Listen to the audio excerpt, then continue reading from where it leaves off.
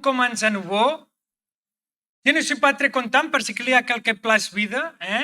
Vous n'êtes pas très intéressé par la continuation du poème. Mais pour l'instant, c'est le tour de Begoña qui va démarrer avec l'eau. Donc, Begoña, c'est à vous. Merci beaucoup pour la présentation, Jordi. Merci beaucoup aussi pour l'invitation. Mon français, c'est pas bon, donc je vais parler en anglais. So, good morning, everybody. It's my pleasure to be here and to be able to show you the work we are doing in my group. We work at the Institute of Organic Chemistry in Madrid from the Spanish National Research Council, and you are all invited to visit our lab whenever you want. So I will start with my presentation about POP in water. Here you have the outline of my presentation. I will have a brief introduction. Well, I don't need to talk too much about POPs now. I am sure that you are very familiar with this chemical compound. And in my presentation, I will mostly focus on a specific class of POPs, the PFAS compound, the forever chemicals. Then I will show you a little bit about the analytical challenges when you have to analyze this kind of compound, PFAS. And then finally, I will show you different case studies where I have been working during the last year. So I always like to use the context where we are. We all know that human activities are dependent on many chemicals. And then all the human activities produce and release a lot of POPs, chemicals, and also emerging contaminants, not yet POPs, but maybe in the future. And this increase, of course, the environmental and health risk for humans. To give you some numbers, we know that there are more than 143 million of substances registered. Some of them, a small proportion, are regulated. And then the bad news is that about 200,000 are identified as highly toxic, but among them, the most toxic compounds, the chemical of major concern, are POP. So this morning, you are already familiar with the main concept for the POPs. They are highly persistent. They have capacity for bioaccumulation and biomagnification. All of them are highly toxic in general. And of course, another key property for a POP compounds is that the capacity for long-range environmental transport. Well, regarding the convention, as I said before, I will mostly focus in this presentation on PFAS regulated under the Stockholm Convention. So one of them, the first one, was regulated in 2009, PFOS. Then 10 years later, we had PFOA was added to the convention, and then the most recent regulated under the convention was the PFAS, the hexasulfonate PFAS. And I will mainly focus on these compounds in this presentation about monitoring in water. So I'm not sure if you are familiar with PFAS, but for sure, did you hear about the forever chemicals? Some of you? Do you know something about PFAS? Yes, I see that many of you are familiar with this kind of chemicals, no? They are class of chlorophenolic, carbon fluorinated compounds. It is recognized that at least there are about 5,000 different PFAS in the global market. We can say that today PFAS are almost everywhere. It could be in technical clothes, in fire foam. Oh, it is difficult to use this. Sorry. In fire foam, used for fire control, makeup, anything, non-stick cookware in the kitchen, in the food contact material, and so on. So, unfortunately, PFAS are everywhere, and this is because of the good properties of this chemical, because they are stain repellents, water repellents, and so on. But we have to fight with them, unfortunately. So I don't want to bother you about how many different kind of PFAS we have, but just a small view of the general classification for these compounds. We can have polymers, but also the non-polymers, and we can say that the most studied PFAS today are the perfluoroalkyl acids you have here, the carboxylic acids, the sulfonic acids, the phosphonic, and so on. And these are the most studied PFAS nowadays. But as you can see, there are thousands of them in use. And then coming to the next topic I want to discuss with you, the problem is that there are, let's say, more than 5,000 PFAS compounds. And the question is that only a few of them are regulated. And the other problem is that we have also a small amount of standards to analyze them. So this is what I call the big box, no? We have to quantify a lot of compounds among a small regulation and with the problem of having a small amount of analytical standard for this issue. So let's move to this part. I would like to give you a general view of different points we have to consider when we have to think about PFAS analysis. One of the problems nowadays is that we are not only focusing on the regulated, we have to be aware of the new emerging PFAS, of the new compounds coming from the market. So this means that we will need to analyze many different environmental matrices, let's say water, food, water, food, air, soil, different material, and so on. Another problem is that the detection levels usually are very, very low. So it is not easy to find these compounds if you are not using a good analytical method, as Professor Rainer Mallis was explaining before for the general analysis of POPs.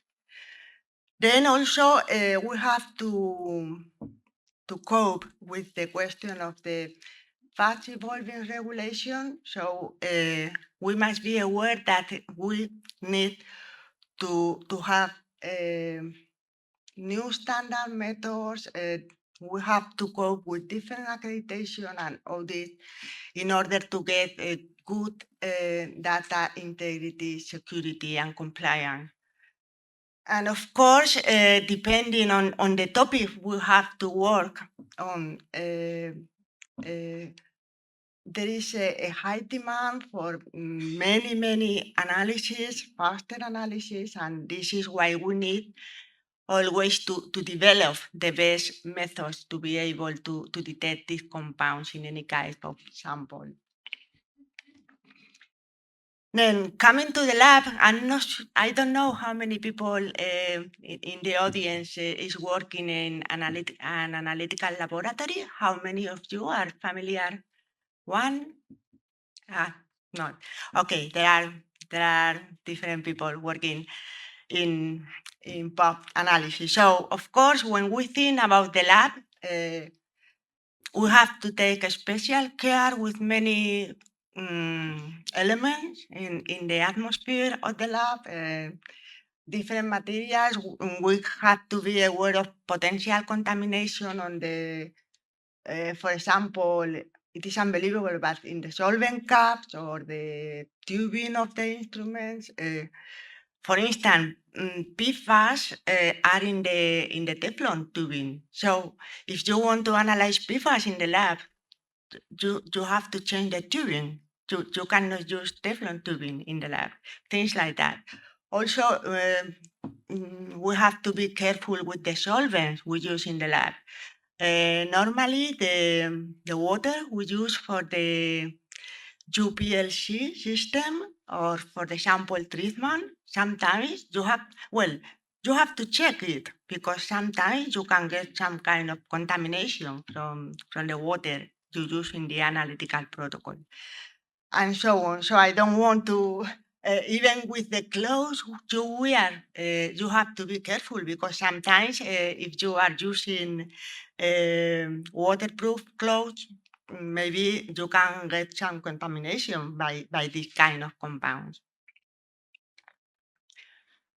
So also when we look at the sample treatment, here you have the sample we commonly use for PFAS analysis in water sample.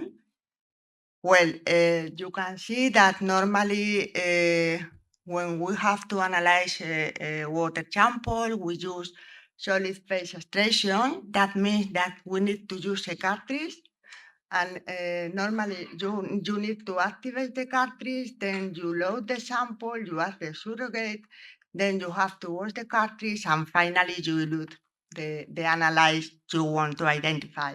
So in all this process, sometimes you can face problems like losing some of the analyze, or sometimes you get potential contamination, and that means that you can gain contamination by PFAS in your sampling sample treatment protocol. So as you can see, there are a lot of critical points we have to control when we need to analyze this kind of samples. Then another consideration regarding PFAS analysis is that depending on the target compounds you are looking for, depending on the objective, you can use different strategies to achieve as much as possible low detection limits. But I know that, of course, this also depends on the budget of the lab. So that's something also very critical in many cases, no? What everybody wants to have in the lab is a wonderful high-resolution instrument, but this is not always possible. That depends on the budget, on the project we have. So anyway, there are different options, and as you can see here, you can use direct injection. This would be the most simple way. But in this case, the detection limits could be higher.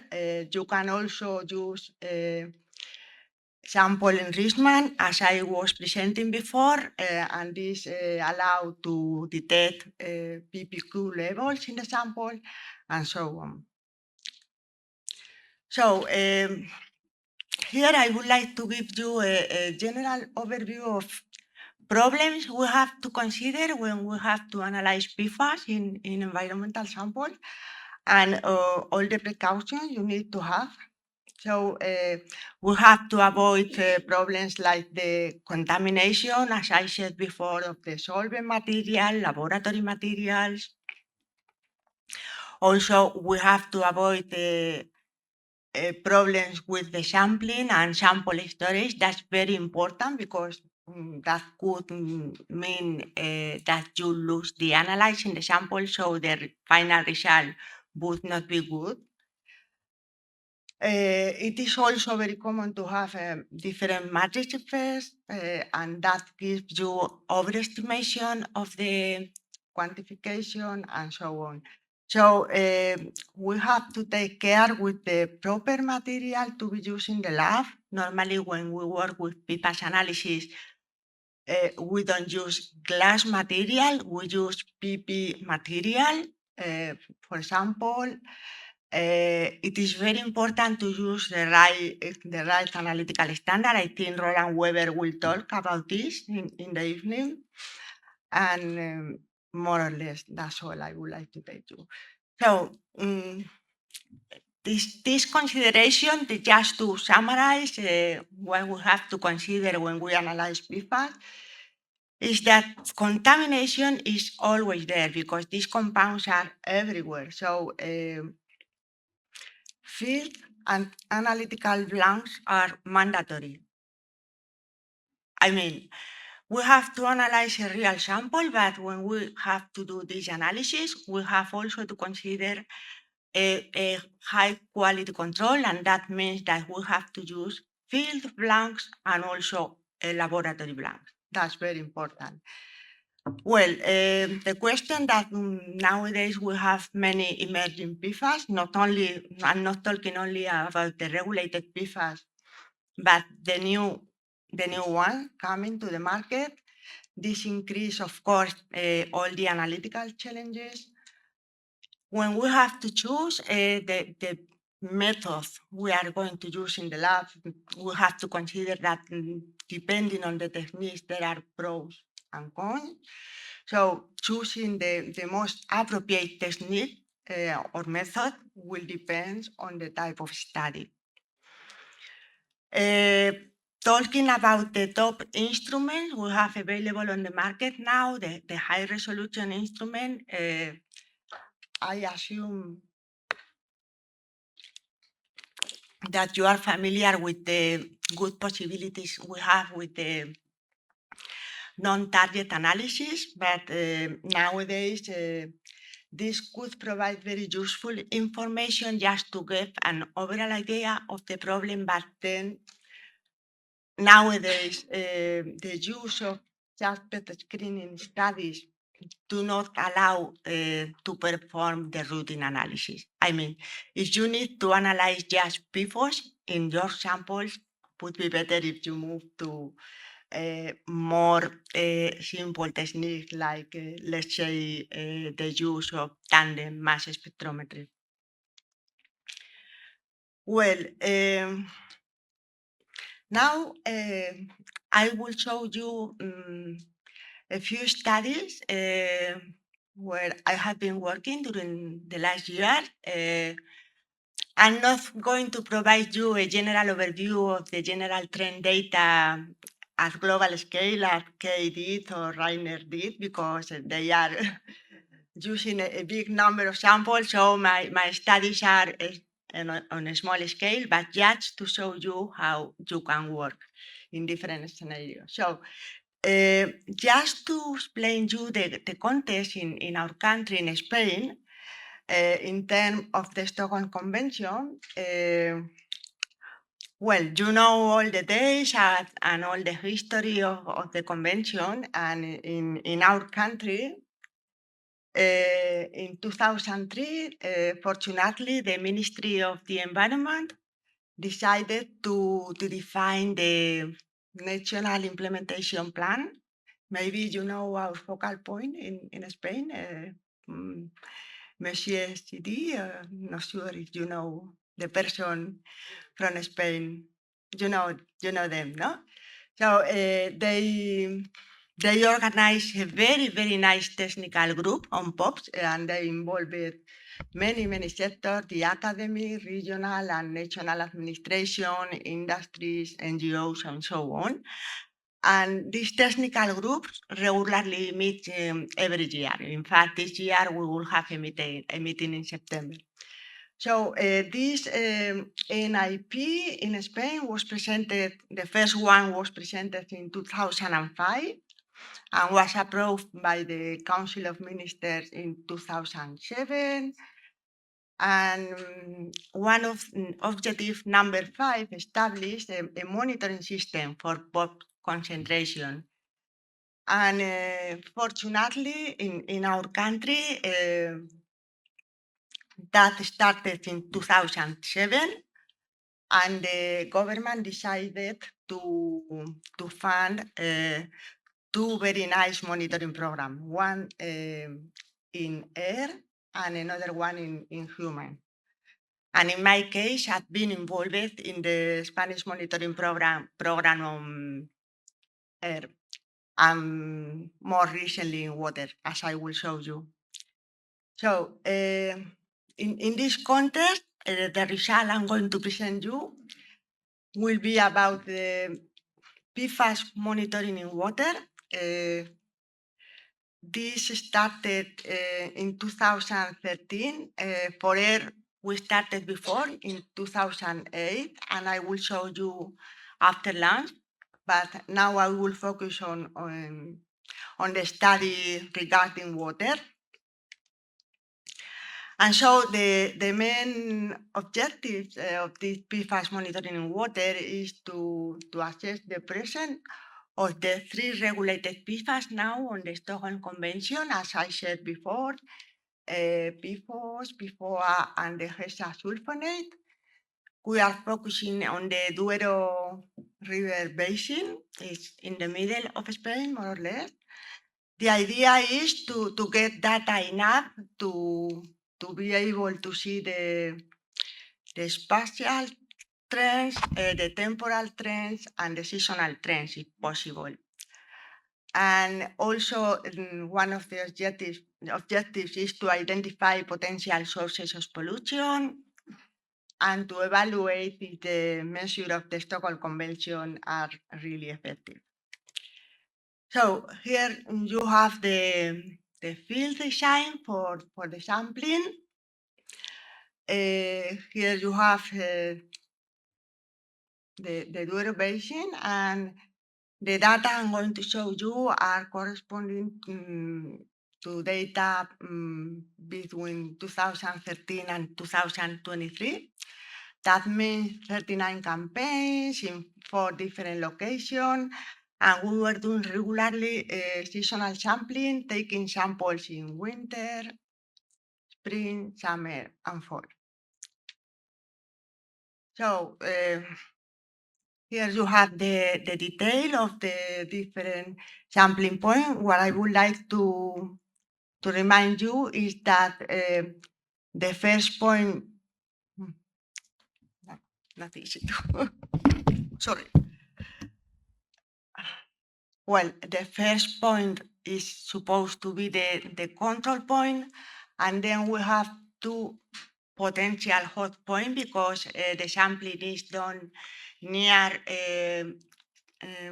urban areas, near the cities of Burgos and Valladolid. And then there is a final point in the limit of the Spain with the country of Portugal. So in general, our protocol for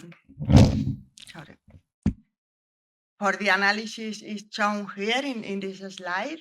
Basically, we have this device for the solid phase extraction. It's a kind of semi-automatic device, and this is very convenient because this allows you to process a bigger batch of samples. You don't have to work individually sample per sample.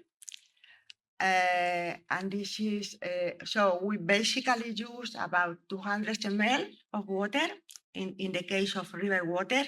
The amount of samples is always dependent on the kind of matrix we have, and in the case of river water, 200 ml is the more convenient amount. Then we have to add, of course, the surrogate to our sample, and then we do the solid phase extraction, we evaporate, and then finally we do the final analysis using UPLC with mass spectrometry in tandem. Well, let's move to the results. Here you have a global view of the spatial distribution in the different sampling points. And you can see, if you remember, I told you that sampling points number 2 and number 3 are close to urban areas. And in general, you can see that the highest level of PFAS and most of the individual compounds, I mean PFOS, PFOA, and the hexasulfonate, were usually detected near the industrial and populated areas. Normally, the profile was dominated by PFOS, then PFOA, and then the hexasulfonate. Almost in all the sampling points, there was some exception in sampling point number 1 because we got, unfortunately, some extreme outliers for PFOA. This sometimes happens. Then moving to the spatial trend, normally we can express the concentration per sample, but in the case of a river, it is convenient to consider the mass flow rate because this could have an important influence on the seasonal trends. So here you have the information about the difference in concentration depending on the sampling point. But if we move to the data concerning also the mass flow rates, you can see how there are statistical significant difference among the different sampling points. Also, regarding the seasonal trends, we found some statistical differences, in particular for PFOA and the hexasulfonate. And as you can see, depending on the season, concentrations were higher in summer and fall in general. This is the case for the hexasulfonate. We didn't find this trend for PFOS. In terms of temporal trends with our set of data, I'm not talking about global data, but this is a small set of data nowadays for us in Spain. But the good news is that you can see that for some compounds, in particular for PFAS and PFOA, in terms of both concentration and also in terms of the mass flow rates, there are significant decreasing trends, and this is a really good news. Then moving to the environmental quality standard, which is proposed with the value of 0.65 nanogram per liter, you can see that unfortunately in our case for PFOS, in more than 51% of the samples, all the values, all the concentration values were exceeding the EQS. So having a look to the potential source of pollution in our different sampling points, it seems that the human influence, the anthropogenic activities, of course, are responsible for the higher levels we found in sampling points number 2 and number 3, because are close to the city of Burgos and the city of Valladolid. And we know that there are activities which are very related with PFAS emissions, let's say the airport, for example, or the waste treatment plants, treatment of coating and metal, and disposal of hazardous waste, and so on. So the good news in the case of this study in the Duero River Basin in Spain, we found an overall decreasing trend for PFOS. This is a really good news, maybe because this compound was regulated in 2009 in the convention, but unfortunately there are still different hot spots where water do not reach the quality standard.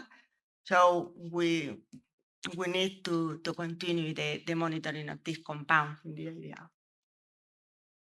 Okay, let's move now to another topic.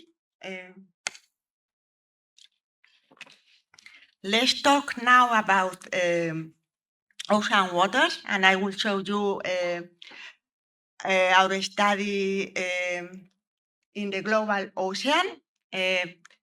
This is a paper published about 10 years ago by our group, and what we did was a really nice global study during the Malaspina expedition on the tropical and subtropical ocean. So this expedition was done between the end of 2010 and the mid of 2011. This is the boat, the Spanish boat, Hesperides.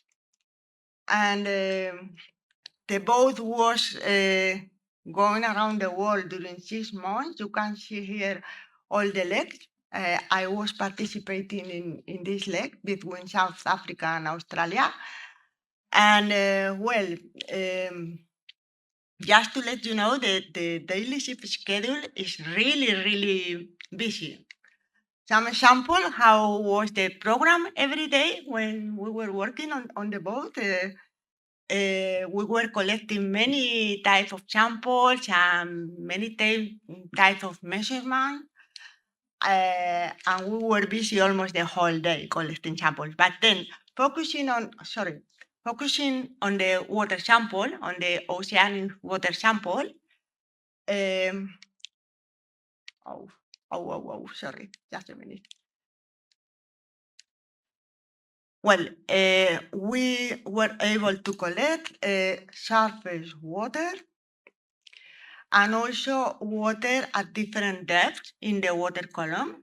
So it was very interesting to be able to use this device, which is called commonly CTD. This is a kind of rosette.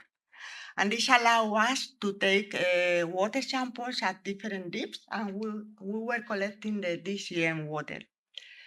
And also we were collecting plankton samples, but I'm not going to show you this because I'm talking just about water. Anyway, here you have the picture of the CTD working on the boat. And once you collect the sample on the right bottle, remember, if you are working with PFAS, you have to use PPP bottles. Then you have to filter the sample, you have to add the surrogate standard, and then on the boat, we have a lab where you can concentrate the sample on the cartridge, on the SPE cartridge. And this is stored at -20 until we have the sample in a clean lab where we can do the PFAS analysis. I will show you briefly a few data about the global analysis we did on the global ocean. And you can see here the concentration, the mean concentration for the sulfonic acid, the carboxylic acid, and some of the fossils we studied. And as you can see, in general, the highest levels were found in the South Atlantic Ocean. Also, as I said before, we were analyzing not only surface samples, but also DCM samples. And again, you can see that as surface water, the highest levels were found here near the coast of Brazil. One of the explanations was that maybe this is because the high use of the pesticide, the sulfuramide, in the Brazilian area. Also, the levels of the DCM were quite similar, always higher in this area. And in general, in terms of average value, the highest mixed concentration, were found in the Atlantic, then in the Pacific, and then in the Indian Ocean. So in general, from this global study, it seems that concentrations are supposed to be higher in the northern hemisphere compared to the southern hemisphere, but it's not always true. as you have seen before, Brazil in the South Atlantic has a very high contamination. And regarding the compound chemistry, normally the sulfonates were always higher in DCM, but more present in surface water. And in the case of the carboxylic acid, let's say before, this compound was much higher on the surface water. Anyway, this is a very complicated study because we have to consider many different factors influencing the PFAS in ocean water. We are talking about different ocean, the coastal distance, also the ocean currents could influence, and so on. Well, this is all the people. I would like to show you and to thank all the people involved in this nice sampling campaign. And then just to finish, because Jordi asked me to explain something about our future activities, I would like to show you the next plan we have for coming soon. In a couple of weeks, there will be a Mediterranean campaign. It's a Spanish project funded by the Spanish Ministry of Science and Technology, and the plan is to take samples all around this sampling point. In this case, the boat, the research vessel will be Sarmiento de Gamboa from CSIC, our institution.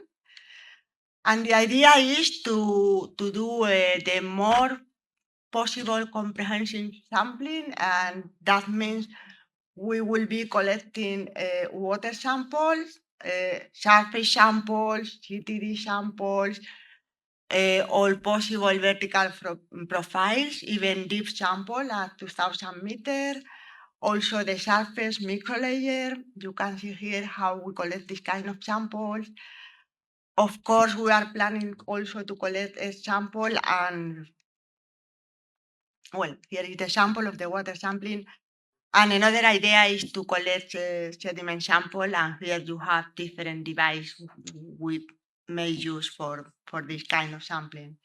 And well, this is all by now regarding water.